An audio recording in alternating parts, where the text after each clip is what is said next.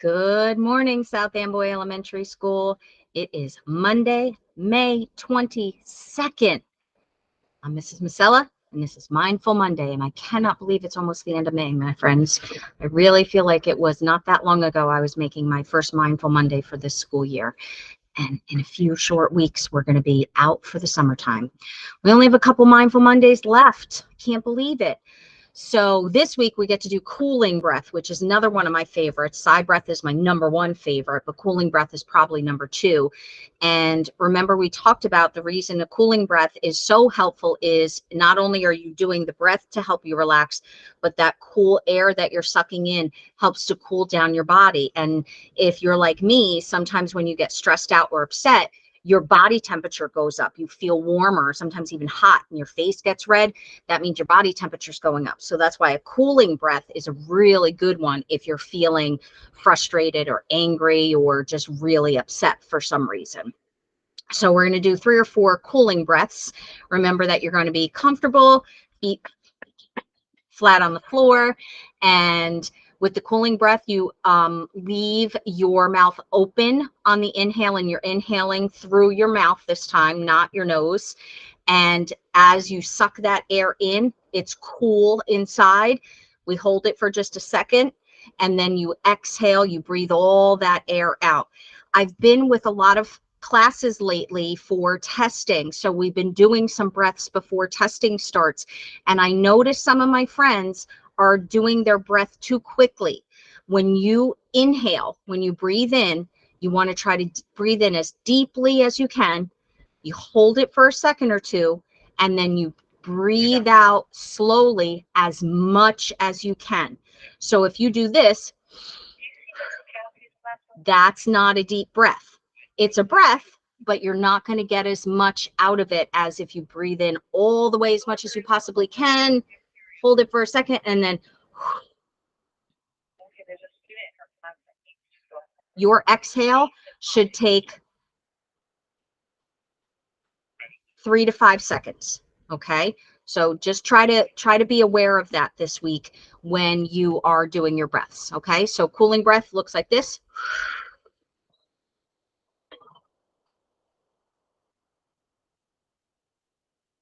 All right. So let's do some of those together now. All right, friends, cooling breath, nice and slow, nice and deep. Okay. Let's do this.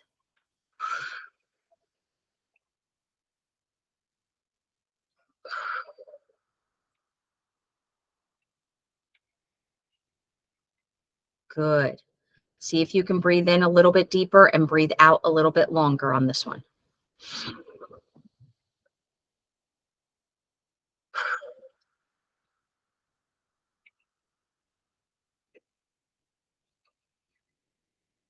Little better? Good. Let's try it again.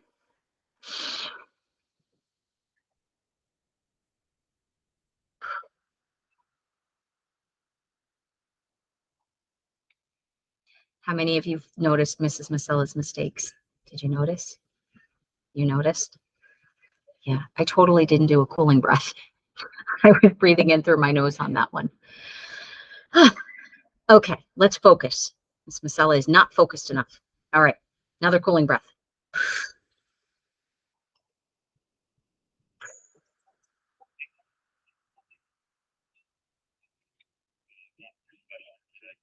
Good. We're going to do one more since Mrs. Masella messed up that one.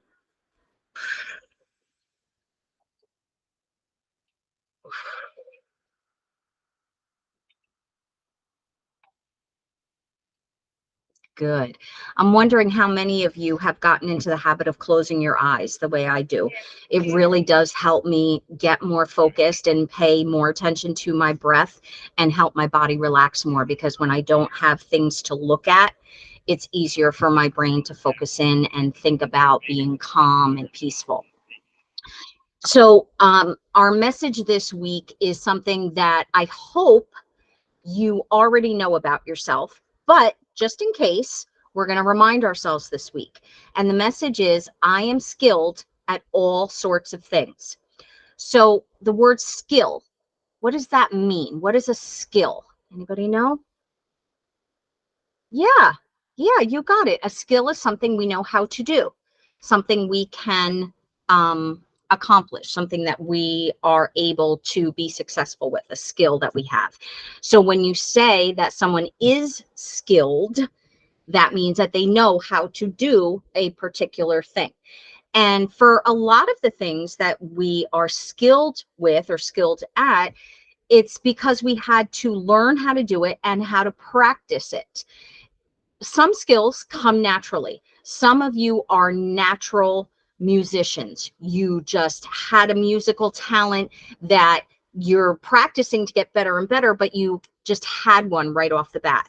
Some of you are skilled comedians. You know how to be funny without even trying, and you make people laugh all the time. So you're skilled at that. I think I'm a pretty skilled listener. It comes very easy to me to listen to people and to help them feel important and know that I care about them. So we all have different skills. And even if it's not a natural skill, it can be a skill that is just as valuable if you learn it and you practice it and you get better and better at it. For example, I know some of my friends here are skilled at baseball. That's something that they had to learn, right, Austin? Yep. Right, John? Yep. Mm-hmm. Yes. Yeah, you too. So you join a baseball team, or maybe you even start practicing at home with one of your grown-ups in your life, throwing the ball, catching the ball, batting. Those are all skills that you work on. And as you practice and you get better and better and better, when you feel confident that you can do that pretty well, it means you're skilled. So you might be a skilled batter, you might be a skilled pitcher. That's just baseball. There are all sorts of things that you can be skilled at. I talked about being a skilled musician, and I know I hear lots of friends who are in the band with Mrs. Cotter, and you are practicing so hard, so you're becoming skilled musicians. Some of you are tremendously skilled artists. I have pictures hanging up in my office that have been made for me by students that look like professional artwork sometimes. And I'm not a skilled artist, so I admire that a lot when you can do that. And that's why I love hanging those pictures up, because it reminds me of all of my friends that were once here in school with me. So I want you to think about all the different ways that you're skilled. And it could be skilled at things here in school. Maybe you are very skilled at multiplication. You know your multiplication facts just like that. You don't even have to think about it. Or maybe you're really skilled at remembering important events in history. Some people are great at that. Mrs. Maybe you're skilled at something outside of school, like baseball or softball or karate or gymnastics. Jordan, I know you and I were just talking about that. So remind yourself of that. And the best time to remind yourself about being skilled is when you're having a tough time, you're having a bad day, so that you can trick your brain into stopping thinking about the bad thing that's happening, or what you're upset about or that you can't do in that moment, and focus in on the good thing that you can do. Okay. So if you get a test back and you didn't do so great on it, and let's say it was a spelling test, okay, maybe you're not as skilled at spelling, but remind yourself, but I learned how to do a trick on my skateboard over the weekend, and I am skilled at skateboarding. And way to go if you are, because Mrs. Masella is not. All right, my friends. So think of all the different ways that you are skilled. Maybe even make a list for yourself, because it's pretty cool to put it down in writing and see all the good things that you know how to do. And it makes you feel good about yourself, and you should feel good about yourself and feel proud. So I am skilled at lots of different things. Say that with me. I am skilled at lots of different things. One more time, loud and proud.